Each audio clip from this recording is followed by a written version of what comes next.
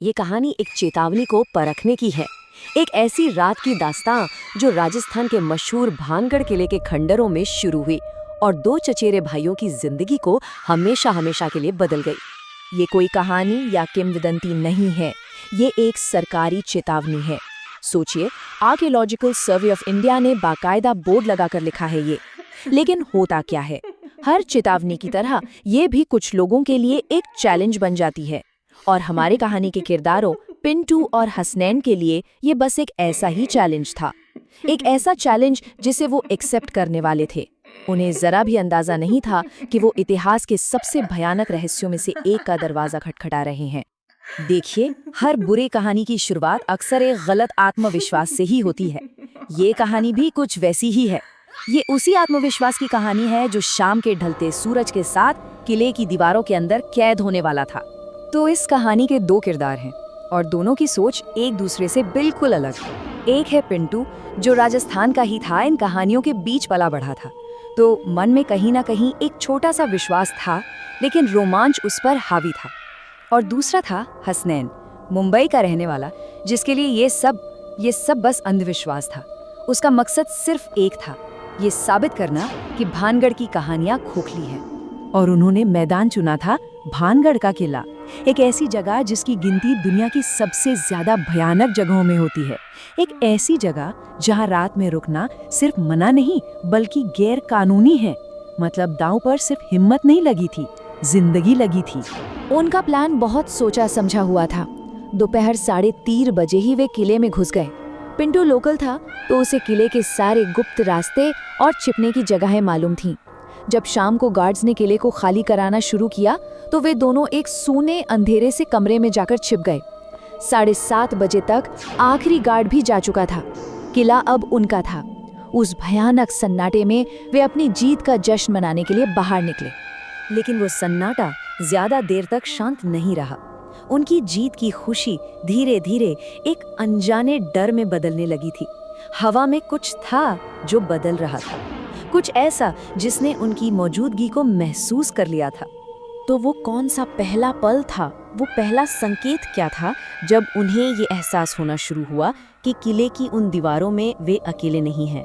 जब उनके आत्मविश्वास की नींव पहली बार हिली थी, वो थी एक महक, एक बहुत ही मीठे इत्र की खुशबू जो अचानक कहीं से आने लगी। पहले तो हल्की सी थी, फिर धीरे धीरे इतनी तेज हो गई कि उसे नजरअंदाज करना नामुमकिन हो गया। उस वीरान खंडहर में इत्र की महक का कोई मतलब नहीं था।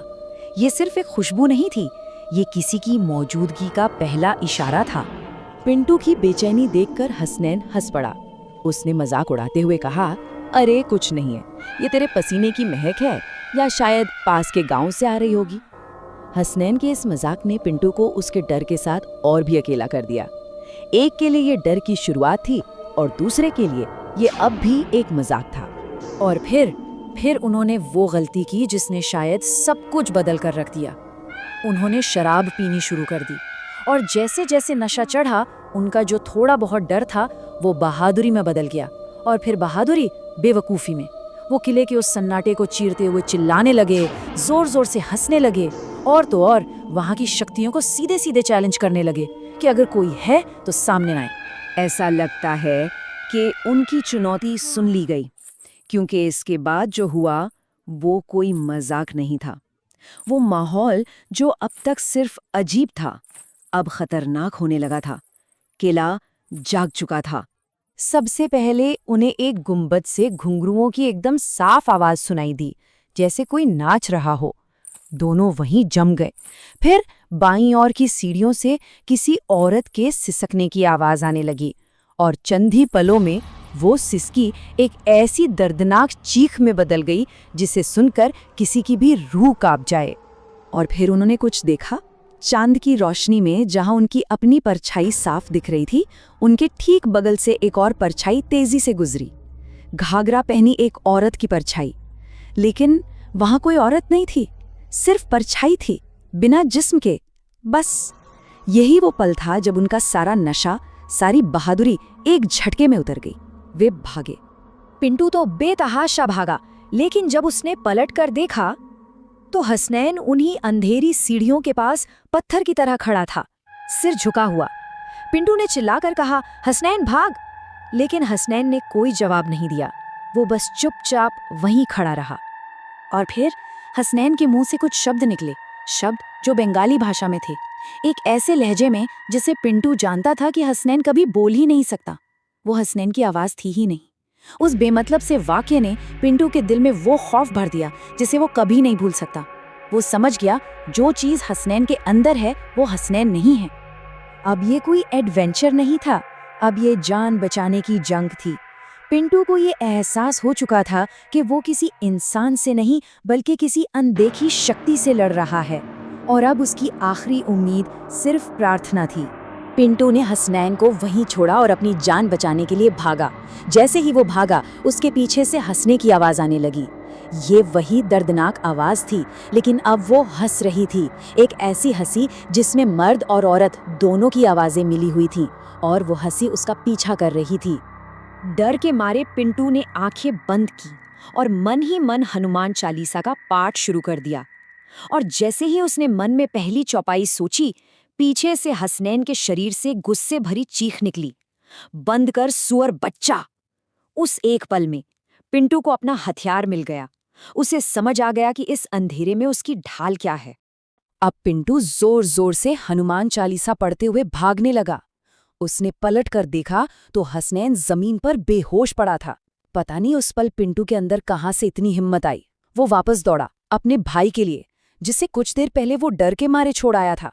उसने हसनैन को अपने कंधे पर लादा और मेन गेट की तरफ दौड़ पड़ा।